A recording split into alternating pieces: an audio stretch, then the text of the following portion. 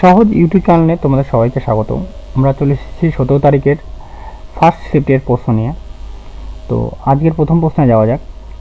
প্রথম প্রশ্নটিতে বলা আছে, যদি একটি ট্রেন 36 কিমি পার ঘন্টা বেগে ভ্রমণ করে তাহলে 238 মিটার লম্বা একটি ট্রেনকে 702 মিটার লম্বা একটি সুড়ঙ্গকে অতিক্রম করতে কত সময় লাগবে, তাই না? অর্থাৎ ট্রেনটার যে স্পিড আছে সেই স্পিডটা কত বলছে, 36 কিলোমিটার পার ঘন্টা। তো সেটাকে এখন বিষয় করে আমাকে মিটার পার্সেন্টে করতে হবে। তাহলে 36 গুণন কত হবে, 5/18 মিটার পার সেকেন্ড। কাটলে কত হবে, এটা 2। তাহলে 5 দুগুণে 10 মিটার পার সেকেন্ড। তাহলে ডিস্টেন্সটা কী হবে, যেহেতু ট্রেন কত আছে, ট্রেন আছে 238 মিটার লম্বা ট্রেন, আর এদিকে কত, সেতু কত 702। তাহলে 238 যোগ 702 মিটার হয়ে গেল 940 মিটার, তাই না? তাহলে টাইম লাগবে কত, 940 ডিভাইডেড বাই 10, 00 কাটা, তাহলে 94 সেকেন্ড, যেটা রয়েছে অপশন নাম্বার এতে। আমাদের এ নাম্বার হয়ে যাবে অপশন নাম্বার উত্তর। নেক্সট অঙ্ক কি বলা আছে, বলছে 3 টাকা 80 পয়সা বা 3.80 টাকা প্রতি কেজি দরে কত কেজি চিনি 4.60 টাকা প্রতি কেজি দরে 60 কেজি চিনির সাথে মেশাতে হবে, যাতে মিশ্রণটি 5 টাকা প্রতি কেজি দরে বিক্রি করলে 25% লাভ হবে। অর্থাৎ মিশ্রণটার প্রাইস, বিক্রয় মূল্য কত টাকা বলছে, 5 টাকা করে। কিন্তু এটা কি আছে, এগুলো কেনা দাম, সিপি আছে, এটা কি আছে, সিপি আছে, কিন্তু এটা কি আছে, এসপি। তাহলে আমাকে কি করতে হবে, এসপিটাকে সিপিটাকে কনভার্ট করি। তাহলে 5 টাকা সেটার দাম কত, 5 ইন্টু কত হবে, 100/125, এটা সিপি। 5 দিয়ে কাটবে, এটা কাটলে কত, 25 দিয়ে কাটলে এটা কত হবে, 4। তাহলে এটার দাম কত টাকা, 4 টাকা দাম কেনা, তাই না? তাহলে আমরা অ্যালিগেশন করব 3.80 আর এই কত 4.60, মাঝখানে কত হবে 4, এটা। তাহলে এখান থেকে এটা বিয়োগ করলে 0.20 আর এখান থেকে 0.60। তার বলতে পারি 60 আর বলতে পারি এটা কত 20। দেখো এটা কাটাকাটি করতে পারে, না কাটলেও চলে। এদিকে 60, 4 টাকা 60 পয়সা যেটা আছে সেটা কয় কেজি বিষয় আছে, 60 কেজি। তাহলে এটা কত আছে, 60 কেজি। তাহলে কত দিয়ে গুণ করা হয়েছে, 3 দিয়ে। তাহলে এখানেও 3 দিয়ে গুণ করবো, 3 গুণ করলে 180 কেজি, যেটা রয়েছে আমাদের অপশন নাম্বার বিতে রয়েছে আমাদের অপশন। ঠিক আছে, নেক্সট অঙ্ক দেখো। পরের প্রশ্নটিতে বলা আছে, একটি নির্দিষ্ট কাজ করার জন্য কিউ, ও এবং আর যথাক্রমে কাজ করে। দেখো পরের অঙ্কটিতে বলা আছে, একটি নির্দিষ্ট কাজ করার জন্য কিউ এবং আর পর্যায়ক্রমে কাজ করে। কিউ প্রথম দিন কাজ করে, কিউ একা কাজটি 56 দিনে শেষ করতে পারে। যদি কাজটি 37.5 দিনে সম্পন্ন হয় তাহলে আর একা ওই কাজের অর্ধেক শেষ করতে কত দিন সময় লাগবে, তাই না? অর্থাৎ বলছে কিউ টোটালটা কত দিনে কাজ করছে, টোটালটা 56 দিনে কাজ করছে, 56 দিনে সম্পন্ন করছে। ধরলাম কিউ এর ক্ষমতা যদি 1 হয়, কিউ এর ক্ষমতা কত হচ্ছে 1, কর্মদক্ষতা যদি 1 হয় তাহলে মোট কাজ কত হবে, মোট কাজ হয়ে যাবে 56 ইন্টু 1, মানে 56 ইউনিট, তাই না? এইবার দেখো কি বলছে, তারপর বলছে যে পর্যায়ক্রমিক কাজ করে। পর্যায়ক্রম মানে প্রথম দিন কিউ গেছে, তারপর দিন আর গেছে, তারপর দিন কিউ গেছে, তারপর দিন আর গেছে, তারপর দিন কিউ, এইভাবে কাজটা কমপ্লিট করছে।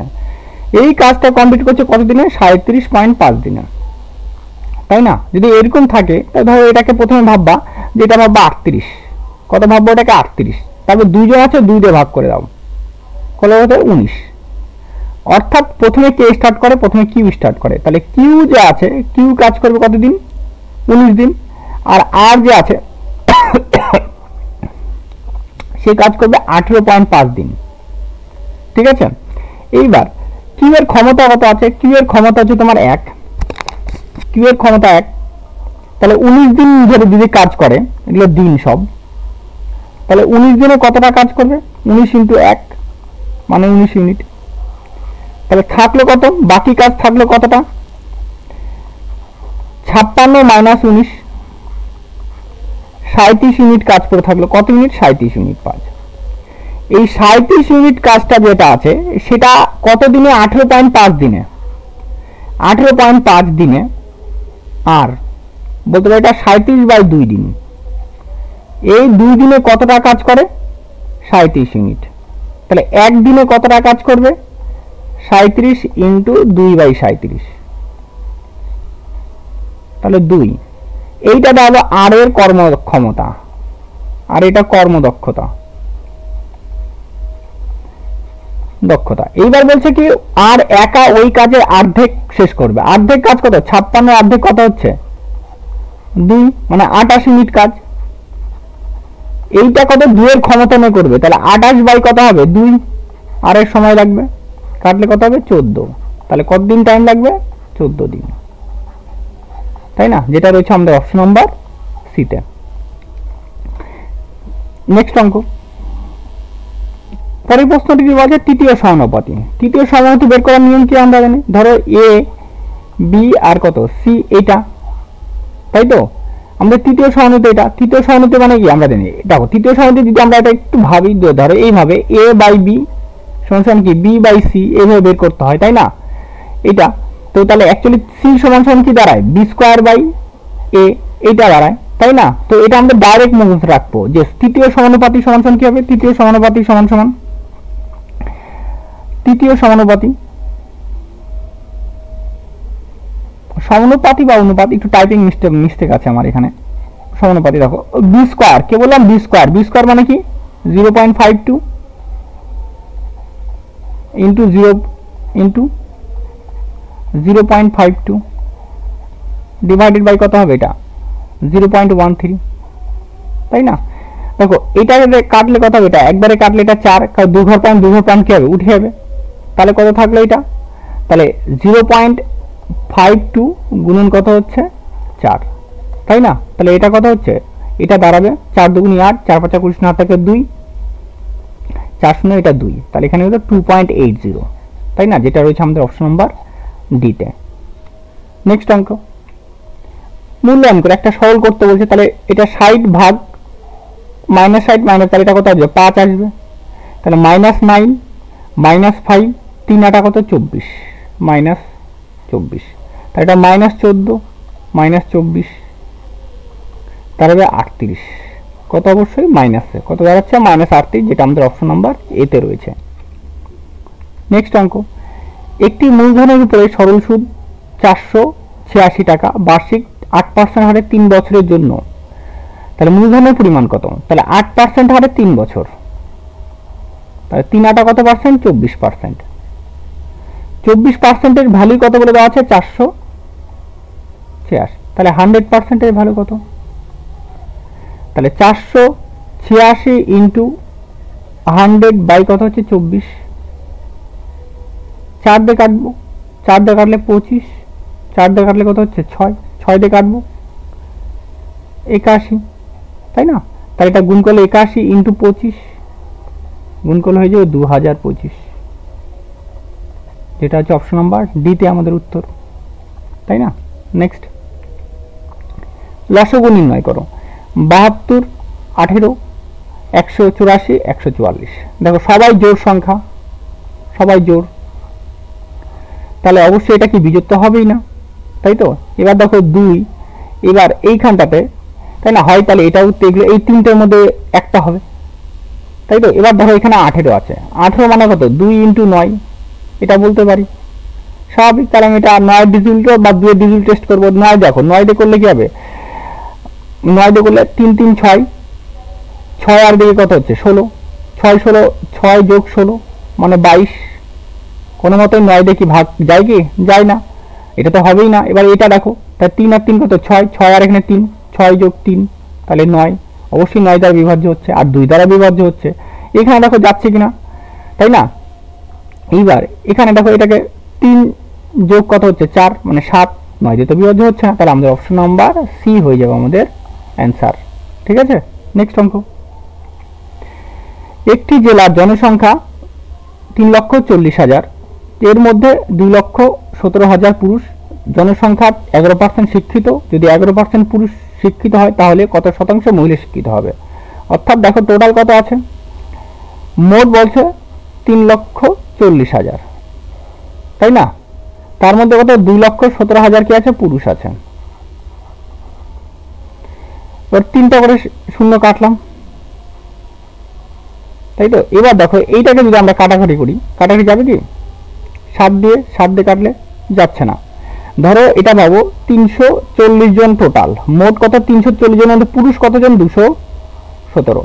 তাহলে মহিলা বা স্ত্রী কত হবে? মহিলা 340 মাইনাস কত হবে, 217, 3 হাত থাকে 1 2 হাত থাকে, এবার 123 জন। কতজন আছে? 123 জন, তাই না? যদি 123 জন যদি হয় আমাদের, এটা কি আছে, মহিলা আছে, তাহলে আমরা দেখো এবার অ্যালিগেশন করব, এটা পুরুষ লিখব, এটা লিখব মহিলা, তাই না? এটা কি কাটাকাটি যাবে কি? 217 আর 123, 217 100 সেই 7 দিতে যাচ্ছে, 7 দিয়ে যাবে কি? এটা 7 দিয়ে 123, এটা অবশ্যই 7 দিয়ে যাবে, 123 অবশ্যই 7 দিয়ে যাবে, 7 থেকে 7 দিয়ে যাচ্ছে না, তাই না? ধরো এটা আমরা এইভাবে লিখি, 11 দিয়ে যাচ্ছে। আচ্ছা, এটা তাহলে ওভারঅল কত, মোটের উপরে কত আছে? 11% পুরুষ শিক্ষিত, শিক্ষিত পুরুষ কত আছে? 11, তাই না? আর এদিকে টোটাল শিক্ষিত কত আছে? মোট শিক্ষিত হচ্ছে 11, তাই এটা জানি না আমরা। এবার দেখো এইখান থেকে 11%, এটা 11%, অবশ্যই 11 বিয়োগ করলে কত? 0, সেই সাপেক্ষে মহিলা কত আছে? 123। তো এইটার সাপেক্ষে এটাকে 0 মাল্টিপ্লাই করছে, তাহলে এখানেও কত হবে? 217 যে আছে, তাহলে এখানেও কত হবে? 0ই হবে। তাহলে 0 থেকে 11 বিয়োগ করলে কত হবে? 11%। তাহলে মহিলার শিক্ষিত হার কত রাখতে হবে? 11%। এটা আমাদের হয়ে যাবে উত্তর। সুন্দর রেশিওতে 0 হয় না, কিন্তু এই অঙ্কগুলো বেসিক্যালি করার জন্য যে হ্যাঁ যে এই সাপেক্ষে রাখা হয়েছে, তার জন্য এটা 11% হয়ে যাবে আমাদের উত্তর। ঠিক আছে? যদি সংখ্যা বেরোতো তাহলে তো খুব ইজিলি হয়ে যেত। ঠিক আছে, অসুবিধা হবে না, 0 থাকলে কোনো অসুবিধা হবে না। ঠিক আছে, নাও নেক্সট অঙ্ক, মূল্যায়ন করো বলছে। তাহলে 10 16 প্লাস 10 ভাগ 5 মাইনাস 3 ইন্টু 3, তাহলে এটা ভাগ করলে কত? 2 হবে। 16 আর 2 যোগ করলে কত? 18, 18 থেকে 9 বাদ দিলে কত? 9, তাহলে 18 মাইনাস 9, তাহলে এটা কত? 9। আমাদের অপশন নাম্বার বি হয়ে যাবে উত্তর।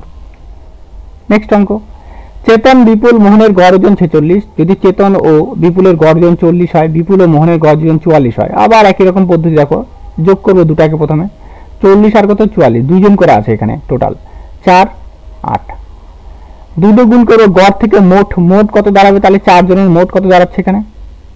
8 16 168, কিন্তু 3 জনের গড় কত আছে? 46, তাহলে 46 ইন্টু 3, তাই না? 18 8 থাকে 1, 12 রেখে কত হচ্ছে? 13, 138।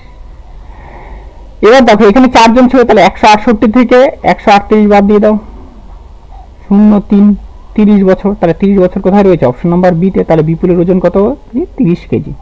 নেক্সট অঙ্ক, যদি 3 বছরের জন্য চক্রবৃদ্ধি সরল পার্থক্য 122 টাকা হয় 5% বার্ষিক সরল সুদের হারে, তাহলে মূলধন কত? তাই না? তাহলে পার্থক্য দেখো, 3 বছরের পার্থক্য, 3 বছরের সরল সুদ আর চক্রবৃদ্ধি সুদের পার্থক্য, চক্রবৃদ্ধি ও সরল সুদের পার্থক্য,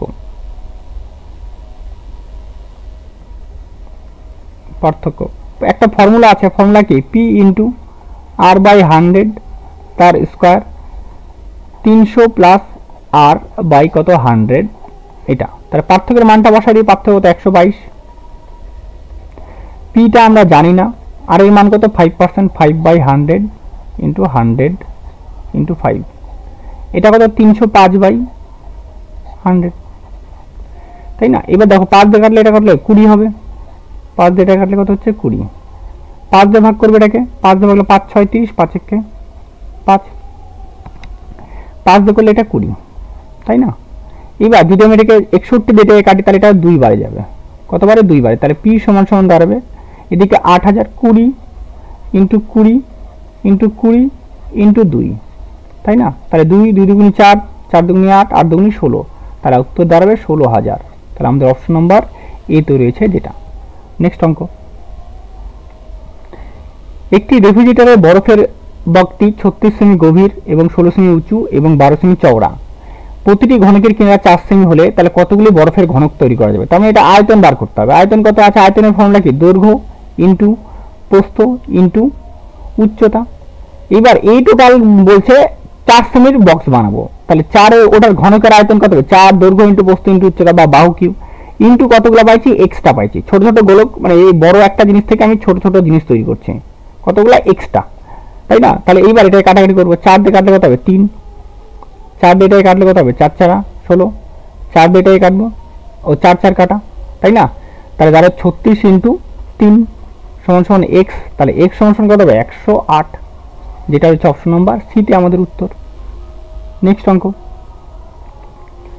দেখো, একই রকম ভাবে এটা 60 ভাগ 5, তাহলে এটা কত করলে আসবে? এটা 12 ইন্টু সেকেন্ড ব্র্যাকেট 4 দিয়ে এটা ভাগ করলে কত হবে? 14। আমি আগেই করে নিচ্ছি এটা, ঠিক আছে? 3 এটা, এবার দেখো এখানে কত? 3 আসবে, 3 3 কি হচ্ছে? কাটা, তাহলে প্লাস 14, তাহলে কত? 12 ইন্টু কত হচ্ছে? 28। যদি আমরা করি 8 2 16, দেখো 6 দিয়ে একটাই অপশন আছে, তাই না?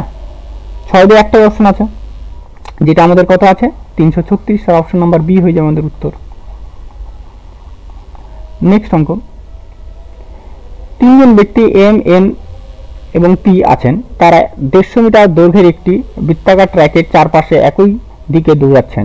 তাদের গতি যথাক্রমে 20 meter per second, 15 meter per second, 12 meter per second. তারা একত্রে একই সময় একই বিন্দু থেকে শুরু করলে কত সময় পরে তাহলে প্রথমবারের মতো দেখা করবে, তাই না? অর্থাৎ 150 মিটার একটা ট্র্যাক, তাহলে প্রথম দিনের যে টাইম, সেটা টাইম কতটা লাগবে? 150 বাই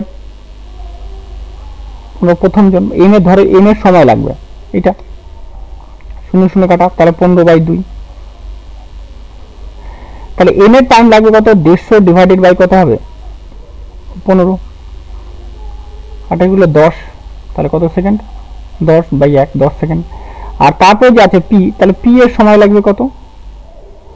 150 বাই 12, তাই না? কাটো 50, এটা 4, 3 দিয়ে কাটলাম, এটা 2, এটা কত হচ্ছে? 25, এটা কাটলে 2, তাহলে 25 বাই 2। এবার এদের লসাগু, আমাদের কি ভগ্নাংশের কি বার করতে হবে এখন? লসাগু, ভগ্নাংশের লসাগু। লসাগু কি করতে হবে তাহলে আমাদের? দেখো লসাগু কত? 15 10 আর 25, 15 10 আর 25 এর লসাগু হয় তোমার, দেখো 150। 15 10 আর লসাগু কত হয়? এটা অবশ্যই 15 10 আর 25 এর লসাগু কত হবে? এলসিএম সমান কত হবে? 150, তাই না? আর নিচের গুলো গসাগু, গসাগু 2 1 আর কত আছে? 2 2 2 1 এর কি এইচসিএফ কত হবে? অবশ্যই এটা একই হবে, তাহলে দাঁড়ালে কত? 150। তাহলে কত সেকেন্ড পরে তার আবার প্রথমবার দেখা করবে? তাহলে 150 সেকেন্ড পরে, তাই না? নেক্সট অঙ্ক, মোহন 153টি চেয়ার বিক্রি করে 68টি চেয়ারের বিক্রয় মূল্যের সমান লাভ করেছে, তার লাভের পরিমাণ কত? দেখো একই রকম ওই আসবে, তাহলে সিপিটা আমরা কিভাবে বের করবো? 180টা বিক্রয় লাভ করে, সিপি হয়ে যাবে তাহলে 153 মাইনাস 68, তাই না? তাহলে এটা বিয়োগ করলে কত? 5, আর এদিকে তোমার 8 85, তাহলে সিপি আমাদের কত? 85, 85-এর উপরে লাভ করছে কতটা? লাভ করছে 68, তার চেয়ারের মূল্য বিক্রয় মূল্যের সমান। পার্সেন্টের জন্য কত হবে? 100। এটা কাটাটি 17 দিয়ে কাটবো, 17 দিয়ে কাটলে 5, 17 দিয়ে কাটলে কত হবে? এটা 4, 5 দিয়ে কাটবো, এটা কাটলে কত হচ্ছে? 20, তাহলে 80%, যেটা রয়েছে আমাদের অপশন নাম্বার বিতে।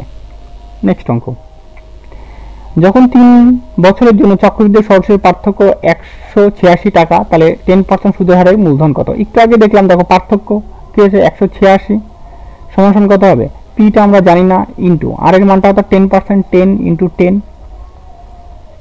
100 ইন্টু 100 ইন্টু এটা কত হবে? 310 বাই কত হবে? 100। তাহলে এখান থেকে 0 0 করে এটা কাটা, তাই না?